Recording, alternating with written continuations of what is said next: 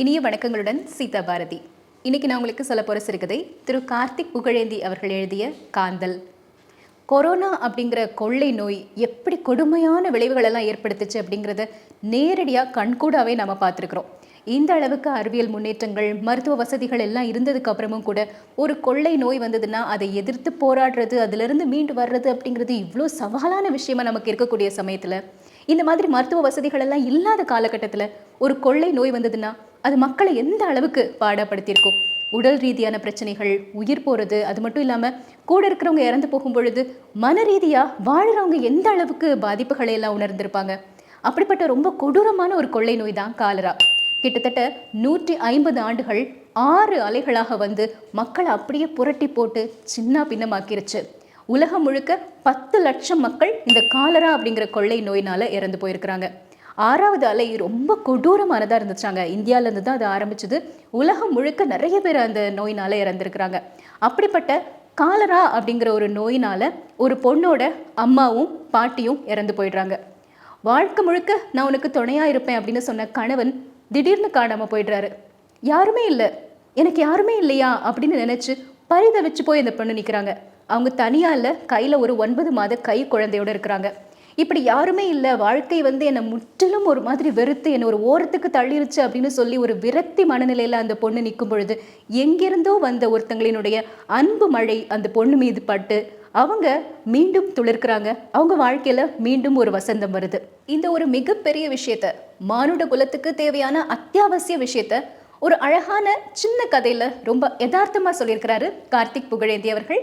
கார்த்திக் புகழேந்தி அவர்கள் திருநெல்வேலி மாவட்டத்தில் ஒரு சின்ன கிராமத்தில் பிறந்தார். தன்னுடைய ஆட்சியின் வளர்ப்பில் தான் வளர்ந்துருக்கிறாரு. ஆட்சியின் மரணத்துக்கு அப்புறமா அவர் வீட்டை விட்டு வெளியேறக்கூடிய ஒரு சூழல் வருது. அதுக்கப்புறம் நிறைய மனிதர்களோட சேர்ந்து பழகிறாரு. மனிதர்கள்கிட்ட இருந்து நிறைய விஷயத்த படிக்கிறாரு. ஒரு மார்க்கெட்டிங் எக்ஸிக்யூட்டிவாக வேலை பார்க்குறாரு.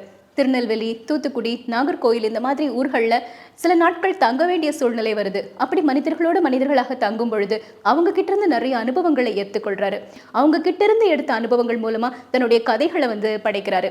அதனால கார்த்திக் புகழேந்தி அவர்களின் கதைகள் எல்லாமே ரொம்ப மண்மனம் மாறாத கதைகளாக இருக்கும். மண்ணின் மைந்தர்களை பற்றி பேசக்கூடிய கதைகளாக இருக்கும். மண்ணின் மைந்தர்களை பற்றி பேசுறது அப்படின்னு சொன்ன உடனே அவங்கள ரொம்ப புனிதப்படுத்தி மட்டும் பேசிக்கொண்டே இருக்காம அவங்க கிட்ட இருக்கக்கூடிய நிறைகள், குறைகள், அவங்களுடைய கோபம், அவங்க வாழ்க்கை முறை, அவங்க கிட்ட இருக்கக்கூடிய அந்த வஞ்சகம், இப்படி எல்லா விஷயத்தையுமே சேர்த்து தன்னுடைய படைப்புகளில் கொண்டு வந்திருக்கிறாரு. வற்றா நதி, ஆரஞ்சு மிட்டாய் போன்றவை கார்த்திக் புகழேந்தி அவர்களின் சிறப்பான சிறுகதை தொகுப்புகள். கார்த்திக் புகழேந்தி அவர்கள் இளம் தலைமுறையின் சிறுகதையின் புதிய முகம் அப்படின்னு சொல்லிட்டு எழுத்தாளர் திரு எஸ் ராமகிருஷ்ணன் அவர்கள் ஒரு சிறப்பான அங்கீகாரத்தை கொடுத்திருக்கிறாரு.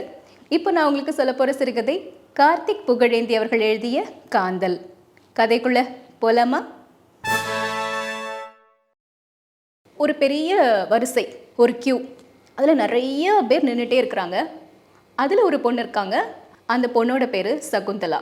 அவங்க கையில் 9 மாத பெண் குழந்தை ஒன்று இருக்குது. அந்த குழந்தை அப்படி வீல்னு கத்திக்கிட்டே இருக்குது.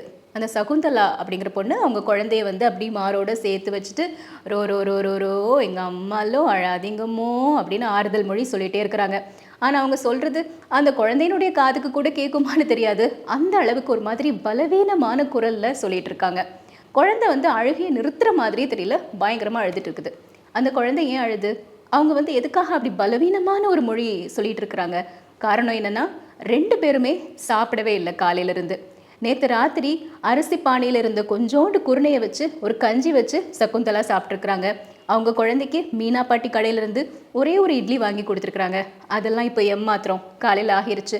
2 பேருக்குமே பயங்கரமாக வயிறு பசிக்குது. இப்போது அவங்க அந்த க்யூவில் வந்து நின்றுட்டு இருக்கிறதுக்கான என்ன காரணம் அப்படின்னு பார்த்தீங்கன்னா, அந்த ஊரில் 2-3 மாதங்களாகவே காலரா அப்படிங்கிற கொள்ளை நோய் போட்டு பாடாக படுத்திகிட்டு இருக்குது. நிறைய மக்கள் இறந்து போயிட்டாங்க. ஹாஸ்பிட்டல் முழுக்க மக்கள் கூட்டம் நிரம்பி வழியுது. அப்போ அவங்களுக்கு தேவையான அந்த சின்ன சின்ன உதவிகள் எல்லாம் செய்கிறதுக்கு 8ஆம் கிளாஸ் படித்த பெண்கள் இருந்தாங்கன்னா அவங்கள வேலைக்கு எடுப்போம் அப்படின்னு அனௌன்ஸ்மெண்ட் பண்ணியிருக்கிறாங்க. அதனால் இப்போ எழும்பூர் மருத்துவமனை வாசலில் அந்த நீண்ட கியூ நின்றுட்டு இருக்குது. அங்கே தான் சகுந்தலாவும் நிற்கிறாங்க. சகுந்தலா வந்து அந்த கை குழந்தைய வச்சுட்டு பக்கத்தில் இருந்த வீடுகளில் 10 பாத்திரம் தேய்ச்சி அப்படி தான் அவங்களுடைய வாழ்க்கையை ஓட்டிகிட்டு இருக்காங்க. மீனா பாட்டி வேக வேகமாக வந்து சகுந்தலா கிட்ட, ஏ கண்ணு, இந்த மாதிரி எழும்பூர் ஆஸ்பத்திரியில் வேலைக்கு ஆள் எடுக்கிறாங்களாம், உனக்கு தான் எழுத படிக்க தெரியும்ல, நீ போயேன், குழந்தைய வேணா என்கிட்ட கொடு, நான் பார்த்துக்கிறேன் அப்படிங்கிறாங்க. அவங்க சொன்னதை கேட்டு இப்போ சகுந்தலா இந்த வேலைக்காக இங்கே வந்திருக்காங்க. சகுந்தலா பார்த்தீங்கன்னா ஒரு மாதிரி வெளிரி போன ஒரு பருத்தி புடவையை கட்டியிருக்கிறாங்க. அரக்க நிறத்தில் ஒரு ப்ளவுஸ் போட்டிருக்கிறாங்க. அந்த கை இடையிலலாம் ஒரு மாதிரி உப்பு பூத்த மாதிரி இருக்குது. ஏன்னா அந்த அளவுக்கு உங்களுக்கு வியர்வை வந்து வழிஞ்சிக்கிட்டே இருக்குது. கழுத்தில் 3 வருடங்களுக்கு முன்னாடி கட்டின ஒரு தாலி கயிறு அதுவும் அப்படி வெளிரி போயிருக்குது. மூக்கில் பித்தளையினால் ஆன ஒரு மூக்குத்தி போட்டிருக்காங்க. காதில் பொட்டுக்கம்மல். இதை தவிர வேற எந்த அணிகலனுமே அவங்க கிட்ட இல்லை. பார்க்குறதுக்கு அவ்வளோ ஒல்லியாக இருக்கிறாங்க. வயிறெல்லாம் ஒரு மாதிரி உள்ளே போய் ஒட்டி போய் இருக்கிற மாதிரி இருக்குது. அவங்க மார்புகள் கூட அப்படியே துவண்டு சிறுத்து போயிருக்குதான். அவங்கள பார்க்கும் பொழுது ஒரு குழந்தையினுடைய தாய் அப்படின்னு யாரும் சொல்ல மாட்டாங்க. அந்த அளவுக்கு வறுமையினால் ரொம்ப உடல் மெலிஞ்சு போயிருக்கிறாங்க. அவங்க இப்போ வந்து க்யூவில் நின்றுட்டு இருக்கிறாங்க. செத்த பாம்பு மாதிரி அந்த க்யூ இருக்குதாங்க. அசையவே இல்லை. யாருமே முன்னாடி போகிற மாதிரியே தெரியல. வெயில் வேற பயங்கரமாக கொளுத்துது. வெயில்லையும் பசியிலையும் அந்த குழந்தை பயங்கரமாக அழுதுகிட்டே இருக்குது. சகுந்தலா பார்க்குறாங்க, வரிசையில் ஏகப்பட்ட மக்கள் நிற்கிறாங்க. இந்த மக்களெல்லாம் தாண்டி எனக்கு இந்த வேலை கிடைக்கவா போகுது அப்படின்னு நம்பிக்கை இல்லாமல் நிற்கிறாங்க சகுந்தலா. அவங்க வாழ்க்கையில் என்னைக்கு அவங்க கணவன் அவங்கள விட்டுட்டு போனாரோ அப்போவே எல்லா நம்பிக்கையுமே சிதைஞ்சு போயிடுச்சு. அவங்க கணவனோட சிந்தாதிரிப்பேட்டையில் தான் அவங்க வாழ்ந்துட்டு இருந்திருக்கிறாங்க. சிந்தாதிரிப்பேட்டையில் இருந்த வீட்டில் திடீர்னு ஒரு நாள் கணவன் காணாமல் போனதுக்கப்புறம் என்னைக்காவது ஒரு நாள் அவர் வந்துட மாட்டாரா அப்படிங்கிற ஒரு ஏக்கத்தோடவும் எதிர்பார்ப்போடவும் இருந்துட்டு இருந்திருக்காங்க. ஒரு நாள் ராத்திரி போலீஸ்காரங்க வந்து ஏய் மாணிக்கத்தை எங்க அப்படின்னு மிரட்டி அவங்க வீட்டில் இருந்த பொருட்கள் எல்லாத்தையும் சிதைச்சு சின்ன பின்னமாக்கி போட்டு போனதுக்கப்புறமா ஒரு பயம் வந்துருச்சு. அவங்களுக்கு வாழ்க்கை மீது இருந்த நம்பிக்கையே முற்றிலுமா உடைஞ்சு போயிருச்சு. வெளியே போகும்பொழுது திடீர்னு யாராவது உயரமாக ஒரு சிகப்பு கலர் துண்டு போட்டு போனாங்கன்னா மாமா மாமா அப்படின்னு அவங்க பின்னாடியே ஓடி போவாங்களாம் சகுந்தலா. தன்னோட கணவருக்கு என்ன ஆச்சு அப்படிங்கிறதே அவங்களுக்கு தெரியல. வாழ்க்கையே ஒரு மாதிரி எதுவுமே இல்லாமல் ஆன மாதிரி உணர்வு ஏற்பட்டுருச்சு. அப்போ தான் யாரோ சொல்லியிருக்கிறாங்க, உன்னோட கணவனோட சித்தப்பா இருக்காருல்ல வீராசாமி, அவர்கிட்ட போய் கேட்டுப்பாரு உன் கணவர் எங்கே போனார் அப்படிங்கிற செய்தி ஏதாவது உனக்கு தெரிய வரலாம் அப்படின்னு சொல்லிட்டு. அதனால கும்மிடிப்பூண்டியில் இருந்த அந்த வீராசாமி அப்படிங்கிற அவங்க கணவனோட சித்தப்பாவை பார்க்கறதுக்காக போயிருக்காங்க. அங்கே அவர் வந்து ரொம்ப பெரிய ஆள். அவங்க வீட்டு முன்னாடி ஒரு ஈஸி சேரில் அப்படியே உட்காந்துருக்கிறாரு. அவர் முன்னாடி நிறைய பீடி துண்டுகள் எல்லாமே கிடக்குது. ஐயா அப்படின்னு கூப்பிட்ருக்காங்க சகுந்தலா. யாரது அப்படின்னு கேட்குறாரு. நான் சர்க்குணம் மக சகுந்தலா. என்ன வேணும் அப்படின்னு கேட்குறாரு. இந்த மாதிரி என்னோட வீட்டுக்காரரு எங்கே போனார்னே தெரியல, அவரை பற்றி உங்களுக்கு ஏதாவது தெரியுமா அப்படின்னு கேட்குறாங்க. ஏமா நீ படித்த பிள்ளை தானே, நியூஸ் பேப்பர்லாம் படிக்க மாட்டியா? நியூஸ் பேப்பரில் போட்டிருந்தானே உன் மாப்பிள்ளை அந்த நாய் அவன் என்ன வேலை பார்த்துருக்கான் தெரியுமா? போலீஸ்காரங்க இருந்த வண்டியிலேயே குண்டு போட்டிருக்கான். 2 போலீஸ்காரங்க செத்து போயிட்டாங்களாம். அவனை பிடிச்சி ஜெயிலில் போட்டாங்க. நீ அவனுக்கு வக்காலத்து வாங்க வர்றியா? அவன் எனக்கு என்னோட அண்ணன் மகனாக இருக்கலாம், ஆனால் அவனுக்கு உதவி செஞ்சு நாளைக்கு என் வீட்டுக்கும் போலீஸ் வர்றதுக்கா? போ போ அப்படின்னு சொல்கிறாரு. இந்த பொண்ணுக்கு வந்து ஒரு மாதிரி யாருமே உதவி செய்கிறதுக்கு இல்லையே அப்படின்னு நினைக்கும் போது அழுகை முட்டிட்டு வருது, கண்ணீராக வருது. இப்படி அந்த பொண்ணு வீட்டு வாசலில் நின்று பேசிகிட்டு இருக்கும் பொழுது இந்த வீராசாமி இருக்கார் இல்லையா, இவரோட 2 பேர குழந்தைகள் வெளியே வர்றாங்க, வந்து விளையாடிக்கிட்டு இருக்கிறாங்க. இந்த 2 குழந்தைங்க வெளியே வர்றது கூட இவருக்கு பிடிக்கல. ஏன்னா அவர் வந்து அந்த அளவுக்கு ஒரு பாதுகாப்பான கட்டமைப்போடு இருக்கணும் அப்படின்னு நினைக்கிறாரு. இப்படி ஒரு ஜெயிலுக்கு போயிட்டாரு என்னுடைய மாப்பிள்ளை அப்படின்னு சொல்லிட்டு ஒரு பொண்ணு வந்து நின்று பேசுறதையோ, அவங்க வந்து கையில் ஒரு கை குழந்தையோடு இருக்கிறதையோ தன்னோட வீட்டு பேர குழந்தைகள் பார்க்க கூட கூடாது அப்படின்னு நினைக்கிறாரு அவர். அதனால அவங்க மருமகளை கூப்பிட்டு ஏமா உள்ள கூட்டு பிள்ளைல அப்படின்னு கோவத்தோட சொல்றாரு. அந்த 2 பிள்ளைங்களும் உள்ள ஓடி போயிடுச்சு. சகுந்தலாக்கு இதுக்கப்புறம் அவங்க நிற்கிறது எந்த பிரயோஜனமும் இல்லை அப்படின்னு புரிஞ்சு அங்கேருந்து கிளம்புறாங்க. அவங்க கிளம்பி நடந்து போயிட்டே இருக்கும் பொழுது அந்த 2 பேர குழந்தைங்க இருந்தாங்க இல்லையா, அதில் ஒரு குழந்தை வேகமாக ஓடி வந்து ஒரு 2 ரூபாய் தாளை அந்த சகுந்தலா கையில் கொடுத்து எங்கள் அம்மா கொடுக்க சொன்னாங்க அப்படின்னு சொல்லிட்டு போகுது. அதை அப்படியே அவங்க வாங்கி மடித்து வச்சுட்டு சகுந்தலா போகிறாங்க. இப்படி வாழ்க்கையில் பல கஷ்டங்களை அனுபவிச்சுக்கிட்டு இருக்கும் பொழுது தான் இப்படி ஒரு செய்தி கிடைக்குது, எழும்பூர் மருத்துவமனையில் வேலைக்கு ஆள் எடுக்கிறாங்க அப்படின்னு சொல்லிட்டு. அதனால் அவங்க இங்கே வந்து இந்த வரிசையில் நின்றுட்டு இருக்கிறாங்க. இப்படி குழந்தை பயங்கரமாக அழுதுகிட்டே இருக்கிறத பார்த்த உடனே அந்த வரிசையில் நின்ன ஒரு அம்மா, ஒரு பெரியம்மா வந்து குழந்தை அழுதுகிட்டே இருக்குது, அதை கொஞ்சம் அமட்டலாம்ல, அது கூட செய்ய தெரியாமல் குழந்தையெல்லாம் எதுக்கு பெற்றுக்கிறீங்களோ அப்படிங்கிறாங்க.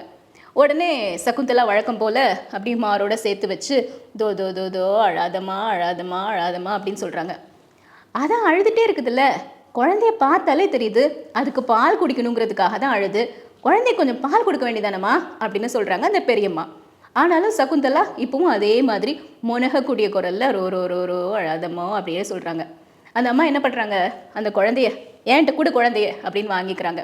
வாங்கிட்டு அவங்க அந்த குழந்தைய வந்து அப்படியே அழுகையை நிப்பாட்டுறதுக்கான வேலைகள் எல்லாம் செய்கிறாங்க. அழாதம்மா, என் கண்ணு இல்லை, என் ராணி இல்லை அப்படின்னு சொல்லிட்டு, பால் குடி மறந்துடுச்சா குழந்தை அப்படின்னு கேட்குறாங்க. ஆமாம், இப்போந்தான் 1 மாதமா அப்படின்னு சொல்லிட்டு இந்த குழந்தைய வந்து அவங்க கிட்ட கொடுத்த உடனே சகுந்தலா உடம்பே ஒரு மாதிரி தடுமாறுது. ஏன்னா அவங்க ரொம்ப ஒல்லியாக இருக்காங்க, அதனால் அவங்களால நிற்க கூட முடியல. அவங்க ஒரு மாதிரி அப்படியே தடுமாறுறாங்க. அப்போ அந்த அம்மா என்ன பண்ணுறாங்க, அந்த குழந்தைய அவங்க பொண்ணு செந்தாமரை அப்படிங்கிற ஒரு பொண்ணு பக்கத்தில் இருக்கிறாங்க. செந்தாமரை இங்கே வா, இந்த குழந்தைக்கு கொஞ்சம் பால் கொடு, ரொம்ப வயிறு பசியில் அழுதுகிட்டே இருக்குது அப்படின்னு கொடுத்து விடுறாங்க. அப்புறம் இந்த பொண்ணுக்கிட்ட உன் பேர் என்னம்மா அப்படிங்கிறாங்க. சகுந்தலான்னு சொன்ன உடனே, நீ சாப்பிட்டியா, சாப்பிட்டு எவ்வளோ நேரம் ஆச்சு, வா ஏதாவது சாப்பிடலாம் அப்படின்னு கூட்டிகிட்டு போகிறாங்க. அங்கே ஒரு பாய் கடை இருக்குது, கடையில் போய் ஒரு டீயும் பன்னும் வாங்கி கொடுக்குறாங்க. அதை சகுந்தலா சாப்பிட்றாங்க. அவங்களால ரொம்ப அதை வந்து சாப்பிடவே முடியல. ஏன்னா குழந்தை வந்து இப்போ வேறு யார்கிட்டையோல இருக்குது, குழந்தைக்கு ஏதாவது ஆகிருமோ அப்படிங்கிற ஒரு பயம் அவங்க மனசில் இருக்கும் இல்லையா. அதனால் அவங்க அந்த அப்படி ஒரு மாதிரி வேகமாக சாப்பிட முடியாத மாதிரி தண்டி சாப்பிட்றாங்க. இருந்தாலும் பசி அதிகமாக இருக்கிறதுனால சாப்பிட்றாங்க. எங்கேருந்து வர்ற அப்படின்னு கேட்குறாங்க. என்னோட ஊர் கும்மிடிப்பூண்டி. கும்மிடிப்பூண்டியிலிருந்தா இவ்வளோ தூரம் வந்திருக்க அப்படின்னு கேட்குறாங்க. இல்லை, என்னோட அம்மா ஆயா எல்லோரும் இருந்தது எழும்பூரில் தான், கல்யாணம் பண்ணி கொடுத்தது தான் கும்மிடிப்பூண்டி பக்கத்தில் கவரப்பேட்டை. சரி, அம்மா ஆயாலாம் என்ன பண்ணுறாங்க? அம்மா ஆயா எல்லாருமே காலரால் இறந்து போயிட்டாங்க அப்படிங்கிறாங்க. உனக்கு 2 உயிர் போயிடுச்சா? எனக்கு காலரால் 3 உயிர் போயிடுச்சு அப்படின்னு சொல்கிறாங்க அந்த பெரியம்மா. சரி, உன் வீட்டுக்காரர் என்ன பண்ணுறாரு? என் வீட்டுக்காரர் எங்கே போனார்னே தெரியல, அவரை போலீஸ் பிடிச்சிட்டு போயிட்டாங்க. போலீஸ் பிடிச்சிட்டு போயிட்டாங்களா? என்ன பண்ணார் போலீஸ் பிடிச்சிட்டு போகிறதுக்கு? அவர் ஏதோ போலீஸ்காரங்க இருந்த வண்டியில் குண்டு போட்டார் அப்படின்னு சொல்கிறாங்க. ஜெயிலில் தூக்கி போட்டாங்கங்கிறாங்க. எதுவுமே எனக்கு தெரியல. ஜெயில் முன்னாடியே போய் நெதமும் நின்றுட்டே இருந்தேன். ஆனாலும் அவர் என்னை வந்து பார்க்கவே இல்லை. குழந்தை அழக்கூடிய சத்தம் கேட்டு கூட அவர் பார்க்கவே இல்லை அப்படின்னு சொல்லிட்டு திரும்பவும் பயங்கரமாக அழ ஆரம்பிக்கிறாங்க. சரி, முதல்ல உன் வயிற்றுக்கு கொடு, மனசில் பிரச்சனை இருக்குது அப்படிங்கிறதுக்காக வயிறை காய போடக்கூடாது, சாப்பிடு அப்படின்னு சொல்லிட்டு அந்த சாப்பாடை சாப்பிட வைக்கிறாங்க. அந்த சமயத்தில் செந்தாமரை அப்படிங்கிற அந்த பொண்ணு வந்து அந்த பெரியம்மாவை, அம்மா சீக்கிரமா வா, வரிசை வேகமாக நகர்ந்து போகுது, உள்ளே போகலாம் அப்படின்னு கூப்பிடுறாங்க. பெரியம்மா என்ன பண்ணுறாங்க, குழந்தைய வந்து அவங்க வாங்கி வச்சுக்கிறாங்க. சகுந்தலா குழந்தைய, நீங்கள் 2 பேரும் வேகமாக போங்க, குழந்தைய நான் பார்த்துக்கிறேன் அப்படின்னு. இவங்களுக்கு ஒரு மாதிரி இருக்குது சகுந்தலாவுக்கு. குழந்தைய கொடுத்துட்டு போகிறோமே, இவங்களை நம்பலாமா, திடீர்னு குழந்தைய எங்கேயாவது கொண்டு போயிட்டாங்கன்னு என்ன பண்ணுறது அப்படின்னு மனசுக்குள்ளே ஒரு பயமும் பதட்டமும் இருக்குது. ஆனாலும் அதை வெளிக்காட்டிக்காமல் நமக்கு வேலை வாங்கணும், வேலை முக்கியம் அப்படின்னு சொல்லிட்டு அந்த கூட்டத்துக்குள்ளே போகிறாங்க. கூட்டம் வந்து இப்போ ரொம்ப நெருக்கடி ஆகிற மாதிரி இருக்குது. 2 பக்கமும் கம்பியினால் வலை போட்ட ஒரு இடத்த தாண்டி ஒரு அறைக்குள்ளே போகிறாங்க. அங்கே போகும்பொழுது கிட்டத்தட்ட மூச்சு முட்டுதுன்னே சொல்லலாம். ஏன்னா அவ்வளோ மக்கள் இருக்கிறாங்க, அவ்வளோ கூட்டம், இந்த வேலைக்காக அவ்வளோ பேர் வந்திருக்கிறாங்க. உள்ளே வந்த உடனே ஒரு நர்ஸ் இருக்காங்க. அவங்க சகுந்தலாவை பார்த்த உடனே பேர் என்னன்னு கேட்குறாங்க. சகுந்தலா அப்படிங்கிறாங்க. அவங்க கணவர் பேர் கேட்ட உடனே மாணிக்கம் அப்படிங்கிறாங்க. எழுத படிக்க தெரியுமா? தெரியும். சரி, அங்கே எழுதி போட்டிருக்கத வாசி அப்படின்னு சொல்கிறாங்க. எழுதுறத வாசிச்சிருக்காங்க. கையில் நகம் எல்லாம் சுத்தமாக இருக்கா அப்படின்னு பார்க்குறாங்க. எல்லாம் சுத்தமாக தான் இருக்குது. சரி, உனக்கு இந்த வாந்தி ரத்தம் இதெல்லாம் பார்த்தா மயக்கம் ஏதாவது வருமா அப்படின்னு கேட்குறாங்க. இல்லைங்கம்மா, அதெல்லாம் வராது. சரி அப்படின்னு சொல்லிட்டு ஒரு துண்டு சீட்டில் நம்பர் எழுதி இதை வச்சுட்டு அந்த ரூமில் போய் உட்காரு அப்படின்னு சொல்கிறாங்க. அந்த ரூமில் போய் உட்கார போகிறாங்க சகுந்தலா. மொத்தமே அங்கே ஒரு 50-60 பேர் தான் இருக்கிறாங்க. அவங்க கூட வந்து இவங்களும் உட்காந்துக்கிறாங்க. அங்கே பார்க்கும் பொழுது செந்தாமரையும் உட்காந்துருக்குறாங்க. செந்தாமரை அங்கே பார்த்த உடனே சகுந்தலாவுக்கு கொஞ்சம் சந்தோஷம் வந்துருச்சு. ஏன்னா குழந்தைக்கு எதுவும் பிரச்சனை இல்லை, குழந்தைய தூக்கிட்டு இவங்க 2 பேரும் இங்கேயும் போயிடுவாங்களோன்னு பயந்துட்டு இருந்த சமயத்தில் அவங்களும் அங்கே இருக்கிறத பார்த்த உடனே பரவாயில்ல, குழந்தைக்கு எதுவும் ஆகாது அப்படின்னு ஒரு நம்பிக்கை வருது. செந்தாமரை இப்போது சகுந்தலாவை பார்த்து, உங்கள் பேர் சகுந்தலாவா? எங்கள் அக்கா பேரும் சகுந்தலா தான். எங்கள் அக்கா இறந்து போயிடுச்சு. அப்புறம் எங்கள் அக்கா வீட்டுக்காரருக்கு என்னையும் கல்யாணம் பண்ணி வச்சுட்டாங்க. எங்கள் அக்காவுக்கு ஒரு குழந்தை, எனக்கு ஒரு குழந்தை. எனக்கு அவரோட வாழ பிடிக்கல, இப்போ அம்மா கூட தான் இருக்கேன். 2 பிள்ளைங்களையும் அம்மா தான் பார்த்துட்டு இருக்காங்க. நீங்கள் எதுக்குமே கவலைப்படாதீங்கக்கா, தைரியமாக இருங்க அப்படின்னு சொல்கிறாங்க. அம்மாவும் ஆயாவும் காலரால் இறந்து போன உடனே அவங்க கணவனும் அவங்கக்கிட்ட இந்த வார்த்தையை தான் சொன்னார். எதுக்காகவும் கவலைப்படாத சகுந்தலா, நான் இருக்கேன் அப்படின்னு. ஆனால் இப்போ கணவனும் விட்டுட்டு போயிட்டாரு, யாருமே இல்லையே அப்படின்னு நினச்சி அழறாங்க. கொஞ்ச நேரத்தில் இன்னொரு நர்ஸ் வந்து, சகுந்தலா யாரு அப்படின்னு கூப்பிடுறாங்க. இவங்களும் உள்ளே போகிறாங்க. போன உடனே இந்த மாதிரி காலரா வார்டில் போடணும் அப்படின்னு தான் சொன்னாங்க. நான் தான் சரி கை குழந்தை வச்சுருக்கே அப்படின்னு சொல்லிட்டு இந்த வேலை வாங்கி கொடுத்தேன். இது மருந்து கவுண்டரில் இருக்கக்கூடிய வேலை தான். இப்படி ஊருக்குள்ளே ஏதாவது ஒரு நோயோ ஒரு பிரச்சனையோ வரும்போது தான் இந்த வேலையெல்லாம் கிடைக்கும். நீ அதனால் இந்த வேலையை கெட்டியாக பிடிச்சிக்கோ. நாளை காலையில் 8 மணிக்கு வேலைக்கு வந்துரு. உங்கள் அம்மா அப்பா உன்னை 4 எழுத்து படிக்க வச்சாங்களே நினச்சி சந்தோஷப்பட்டுக்கோ அப்படின்னு சொல்கிறாங்க அந்த நர்ஸு.